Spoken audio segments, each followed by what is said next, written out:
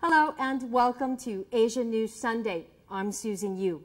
We're here at the Museum of Art in Hong Kong, where a special exhibit on Chinese relics is taking place. It's testimony of the growing interest in China's ancient treasures. Since the chance discovery of Xi'an's famous Terracotta Warriors 25 years ago, archaeologists have been continuously working to try and preserve this unique part of China's cultural heritage. Priceless treasures are still being uncovered today, giving experts an unrivaled opportunity to learn more about life in ancient China. But while the Terracotta Warriors have become a major international tourist attraction, their discovery and fresh finds have caught the attention of other, less welcome visitors, relic robbers who steal to order a piece of China's history.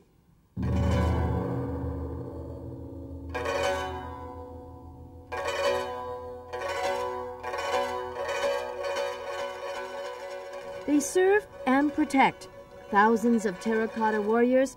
Not one possesses the same face as another.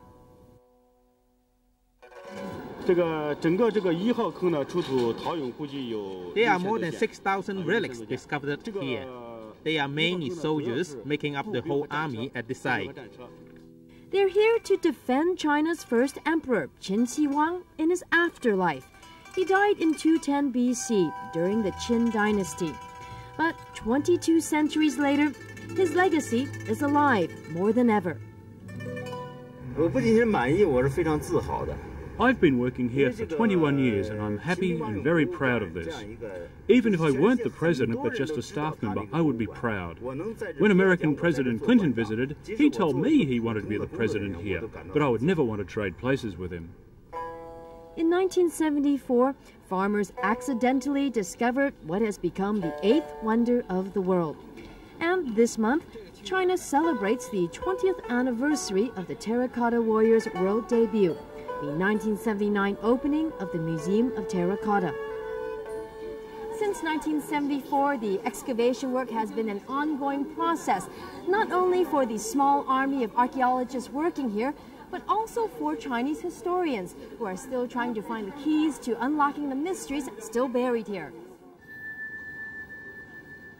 Just a month ago, archaeologists uncovered for the first time colored terracotta warriors in this nearby pit. It's a find that has left archaeologists baffled. We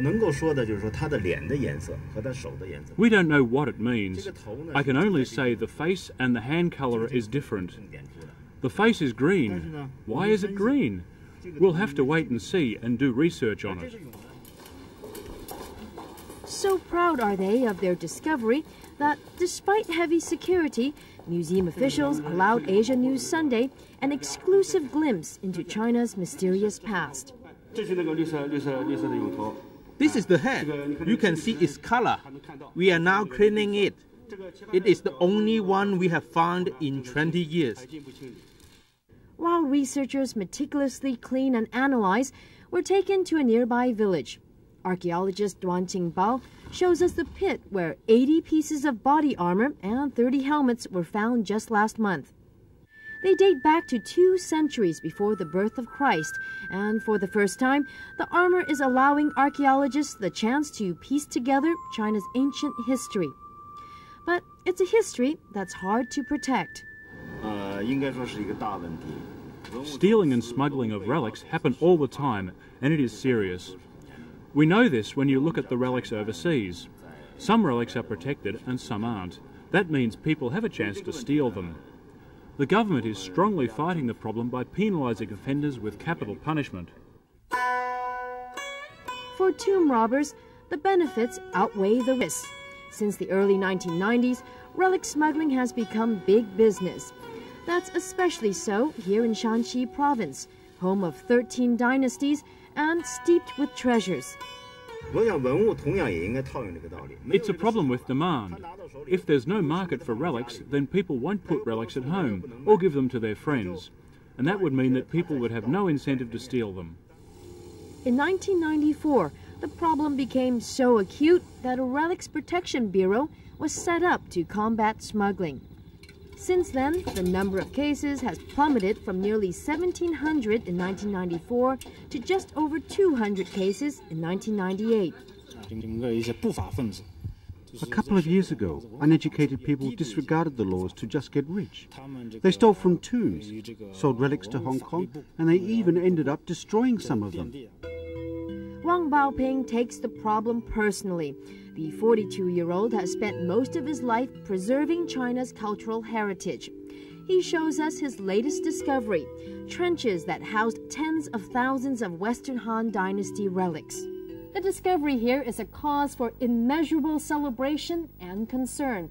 Provincial authorities hope to construct a one-of-a-kind underground museum that would not only house the 40,000 pieces of relics here, but also preserve them in their natural surroundings.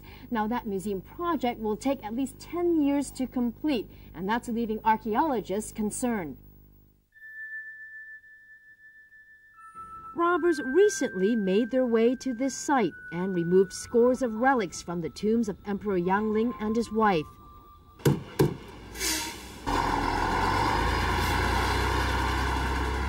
These treasures, though, have easily made their way out of China and into Hong Kong. They will smuggle into Hong Kong as unmanifest cargo. For example, talking about relics and antiques, they will mix the antiques with other pottery and or similar goods, and then smuggle into Hong Kong.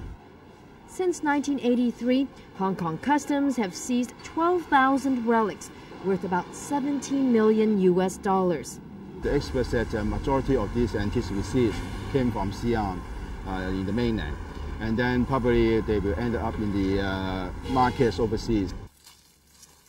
Before they do, they end up in warehouses, hidden away. On the condition that we keep his identity secret, this relics dealer shows us one of his many containers filled with stock. Most are stolen to order, and he says, with the help of Chinese military helicopters, extremely large sculptures are often removed from caves and temples. All of this, testimony of an underground trade that continues to flourish. We don't deal in sort of that sort of mass smuggling sort of type of relics. We certainly don't. But I suppose in a way it does sort of, create a little cloud hanging over that sort of area of collecting. Chinese laws prohibit the sale and export of relics more than 200 years old. But once pieces arrive in Hong Kong, it's fair game. In Hong Kong, we do not have any legislation control antiques, and then they can display anywhere. Raleigh Wong knows how to enjoy life in the fast lane. He's proud of his luxury cars and his vast collection of ancient artifacts. When did you start collecting? Oh, since when I was young, I grew up with those because my father was a collector. The guy. The 51-year-old businessman collects with a passion, and price is no object. A lot of these statues, do they come from temples? Yes, from temples, from the mountains, the capes, and some of them from the tombs, Tombs? Yes. What do you plan on doing with your collection? I just keep on planning like my father doing to me, keep on passing on generation by generation. Some people might say, though, that that's a bit of a selfish thing to keep it in your family, even though you own it and you pay for it. Do you agree? No, I don't think so. Why?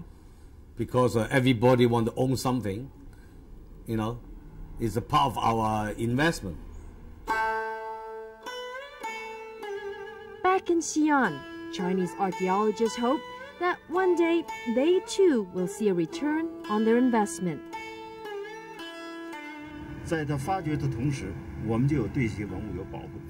Research and excavation are a long process, but when we do this, we are investing in the historical artworks for future generations. Well, if you plan on visiting China soon, you might like to know that some of the new historical finds are now on display at a temporary museum in Xi'an.